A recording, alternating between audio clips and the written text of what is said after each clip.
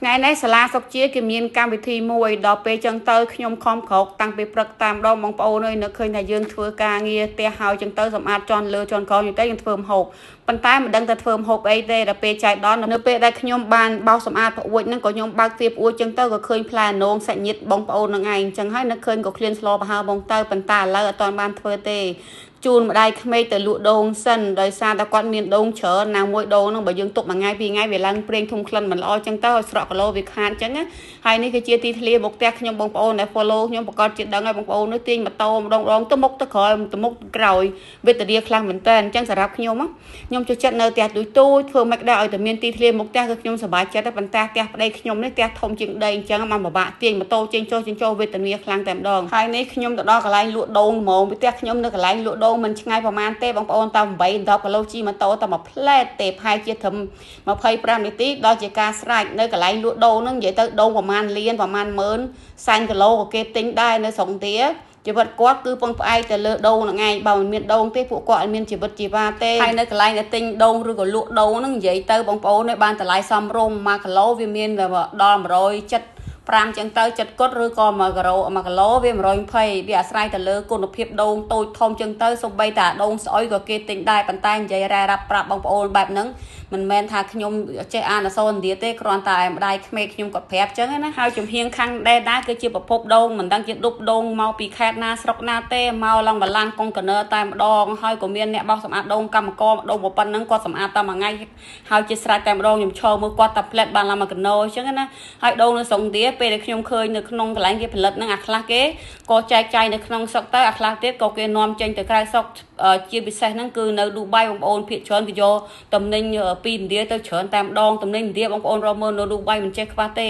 បន្ទាប់ពីលក់ដងហើយចឹងទៅក៏ម្ដាយក្មេកខ្ញុំគាត់ទៅ shopping នៅកន្លែងចិត្តដែលខ្ញុំបានទៅលក់ដងជាមួយម្ដាយក្មេកយ៉ាងហើយបន្ទាប់មកទៀតក៏យើងចូល restaurant ប៉ុន្តែខ្ញុំរកដងឲ្យទៅចូល restaurant ឥណ្ឌាហ្នឹងភាគច្រើនខ្ញុំផឹកតែទឹកដោះគោមួយកែវជាការស្រេចពួកនំឥណ្ឌាមួយចំនួនខ្ញុំអត់ចេះញ៉ាំចឹងណាដោយសារតែវារបៀបថានំ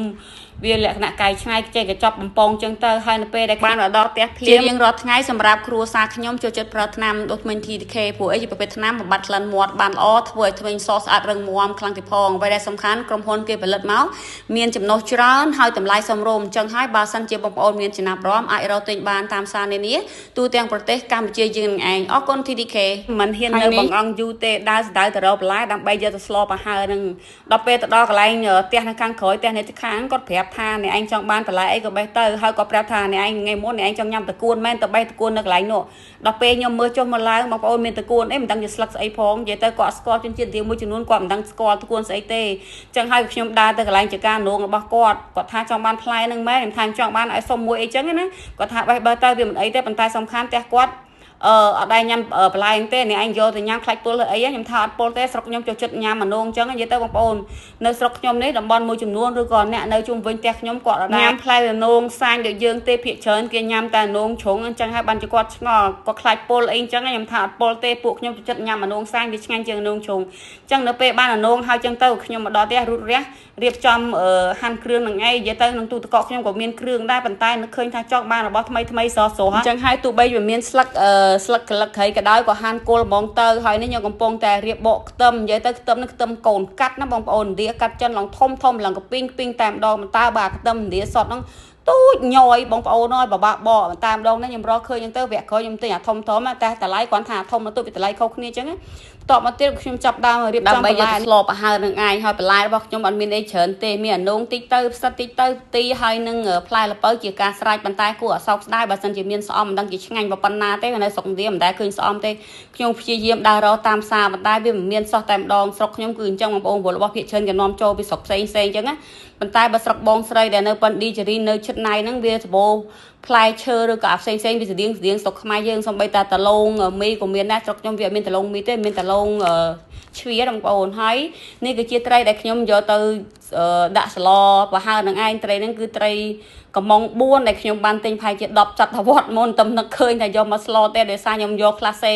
ចូលទៅខាងក្នុងទូទឹកកកចឹងទៅខ្ញុំអត់ឃើញតែពេលម្ដងនេះនឹកឃើញថាចង់ញ៉ាំស្លប្រហើទៅហើយមុននឹងទិញត្រីគេមកពីផ្សារគួរតែឆែកមើលទូទឹកកកកន្លងមានតែមានអីមានមែនគឺបានត្រីកំង4អញ្ចឹងហើយក៏យកត្រីកំងនៅស្លប្រហើហ្មងទៅប៉ុន្តែខ្ញុំដឹងថា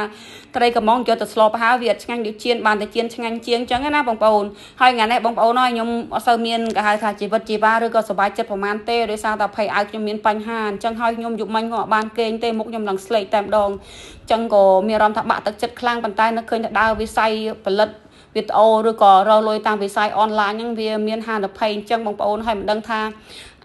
ភេកដែលមានបញ្ហាអញ្ចឹងមិនដឹងជាដោះស្រាយបានទេអញ្ចឹងហើយសូមបួងសួងសូមឲ្យខ្ញុំដោះស្រាយបានឆាប់មកព្រោះអីខ្ញុំត្រូវការលុយចាយជាប្រចាំថ្ងៃណាមួយពុកម្ដាយខ្ញុំត្រូវការលុយឧបត្ថម្ភគាត់ជាប្រចាំខែហើយជួលអ្នកមើលគាត់ទៀតបើមានលុយយ៉ាងទៀតមិនដឹងជាបានទៅផ្លូវណាផ្លូវណីទេបងប្អូនអើយជួយខ្ញុំផងហើយអាលុយធ្លាក់លើមេឃគឺអញ្ចឹងតែម្ដងអញ្ចឹងហើយបងប្អូនមានអាប៉ូឡូឲ្យខ្ញុំចង់ជួលទៅជិះឡើងទៅលើមេឃយកលុយខ្លួនឯងតែម្ដងព្រោះចាំតែធ្លាក់មកគូវេទនាខ្លាំងណាស់អាលុយធ្លាក់លើភ្នែកហើយខំរកចង់ងាប់ចង់រស់មិនបានដេកមិនបានពន់មើលទៅភ្នែករូងមហាត់ប៉ុន្តែចង់បញ្ចប់មានបញ្ហាចឹងទៀតហើយនេះស្លប្រហើខ្ញុំក៏បានឆ្អិនល្មមចឹងទៅខ្ញុំដួសដាក់ចានដួសដាក់ហើយចឹងទៅក៏ដាក់ផ្លែម្ទេសពី3គ្រាប់មកបានដើម្បីមើលទៅវាតំណងញ៉ាំអីចឹងប៉ុន្តែដាក់ហ្នឹងខ្ញុំមិនអ្នកញ៉ាំគ្រាន់តែឆោតបងប្អូនទេព្រោះនឹកឃើញស្លបើសិនយើងដាក់ម្ទេសចឹងទៅវាមិនល្អញ៉ាំឬក៏មិនល្អមើលចឹងណាអូខេបងប្អូនសូមអញ្ជើញឆ្ងាញ់ជាមួយខ្ញុំហើយវីដេអូខ្ញុំថ្ងៃហ្នឹងក៏មានប៉ុណ្ណឹងដែរអរគុណបងប្អូនដែលតែងឆ្លាញ់ចូលចិត្តមើលវីដេអូខ្ញុំណាចាំជួបគ្នាក្នុងវីដេអូប្រាក់ខែជូនបងប្អូនឲ្យមានសុខភាពល្អសំណាងល្អហេហេ See you next video